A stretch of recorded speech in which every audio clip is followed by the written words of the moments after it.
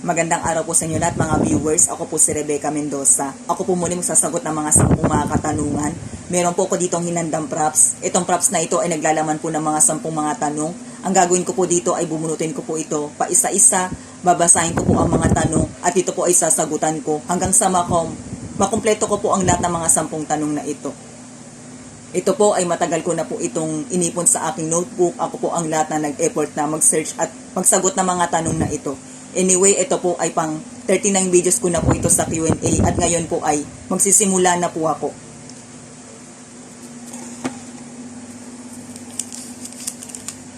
Kailangan nga bang lagi tayo maging mabilis? Kung ang sitwasyon ay kailangan ng agarang aksyon, ito ay kailangan na nating madaliin. Halimbawa kapag merong sunog o kailangan nang dalhin sa ospital ang mahal mo sa buhay, ito ay kailangan ng madaliin para ma-save ang kanyang buhay. Pero kapag ang sitwasyon ay kailangan ng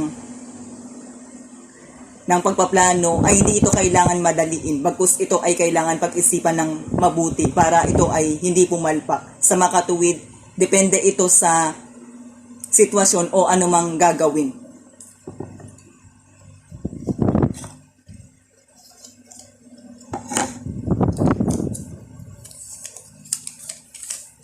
Kailangan bang maging matagumpay para maging masaya? Ang totoo, nakakatulong ang tagumpay para tayo ay maging masaya. At ito ay hindi naman masama na nasain. Pero ang pinaka-importante pa rin sa lahat ay ginawa natin ang lahat ng ating makakaya. At tayo ay natuto. Kapag ito ay ating na-achieve, ay importanteng piliin pa rin natin ang maging masaya. At basta't kasama natin ang ating pamilya, nakakaraos tayo ng sapat at tayo ay malusog, ay importanteng piliin natin ang maging masaya para hindi tayo ma-stress, hindi tayo magkaroon ng karamdaman at para mas mabilis tayo makamove on.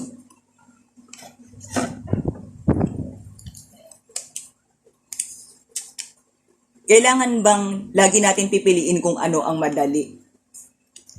Minsan may mga pagkakataon na kailangan natin itong piliin para tayo ay mas magaangan, mas maliit ang tsansa na tayo ay mabigo, at mas malaki ang tsansa na tayo ay magtagumpay. Halimbawa, nito ay sa pangarap. Kung hindi natin kayang kamtan ang mataas na pangarap, ay doon muna tayo sa mas hindi pang mataas o sa mas kaya natin para sigurado na meron tayong marating. Pero kapag merong mga sitwasyon na kailangan natin ang magsakripisyo, ay kailangan natin piliin dito ang magtiyaga at magtiis. Dahil parte ito sa journey ng ating pagtatagumpay.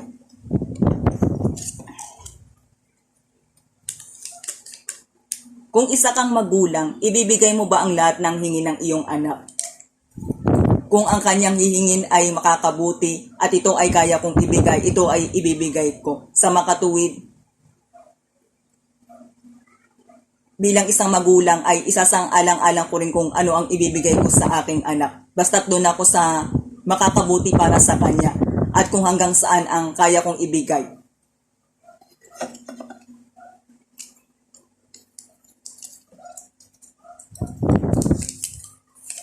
Paano mo ginagamit ang iyong bonus? Iba dito'y gagamitin ko sa pagtulong. Iba dito'y isa-save ko, iipunin ko. Para lagi akong merong panlaan kung sakaling meron akong importanteng pagkakagastusan.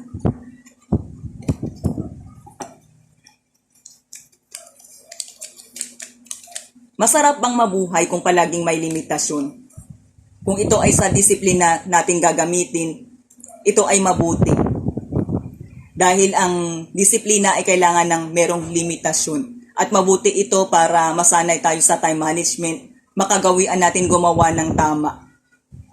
At isa pa, kung nasosobrahan na rin tayo sa pagtsatsaga, ay mas mainam na tayo ay mag-limit muna. Lalo na kapag tayo ay pagod na, para hindi rin mauubos ang ating lakas.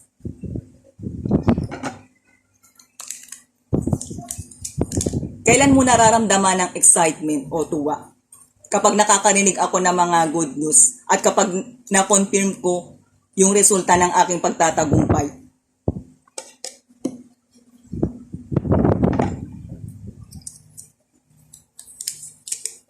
Kailan ka lalaban at kailan ka babawi? Pareho itong pipiliin kong gawin sa araw-araw. Lalaban ako araw-araw para patuloy akong makaraos sa buhay at patuloy akong magtagumpay sa buhay. At babawi rin ako araw-araw para maipadama ko sa aking magulang aking pagmamahal sa kanila. Patuloy ko silang pasasalamatan at tatanawan ng utang na loob. Gayon din sa lahat ng mga tao na sumusuporta sa akin. Patuloy ko silang pasasalamatan at tatanawan ko rin sila ng utang na loob.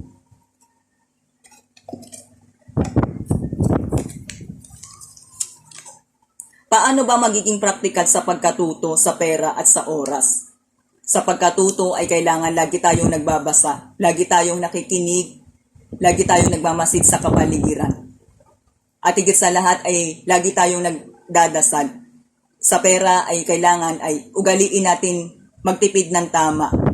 Ugaliin natin magsikap, mag-ipon, at piliin natin laging maging health conscious. Sa oras ay kailangan lagi tayong naglalaan ng sapat na oras para sa ating pamilya. At sa iba pang importanteng bagay, mag-budget ng time schedule at sundin ito at mag-focus sa mga kayang gawin.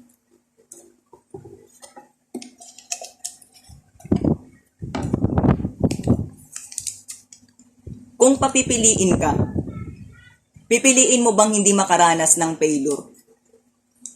Kung papipiliin ako ay mas pipiliin ko pa rin na ako ay makaranas ng failure. Para ako ay patuloy pang matuto at lumago. Pero ang gusto kong failure ay yung maliliit lang para hindi rin ako malugi ng malaki at hindi rin masakit sa pakiramdam. Dahil kung iisipin natin na noong tayo ay bata pa, ay bago tayo natutong maglakad, ay marami muna tayong beses na nadapa. Gayon din sa realidad ng buhay. Kapag tayo ay nagkakamali at nadadapa ay doon tayo mas lalong natututo. Kaya ang failure ay dapat din natin itong tanggapin at syempre ay harapin. Dahil bahagi ito ng proseso ng ating pagkatuto. Trans women athletes are now being allowed to compete in women's sports events in many international competitions. Do you think that this is a step in the right direction? Why or why not? I believe that we have all rights to participate in any sport.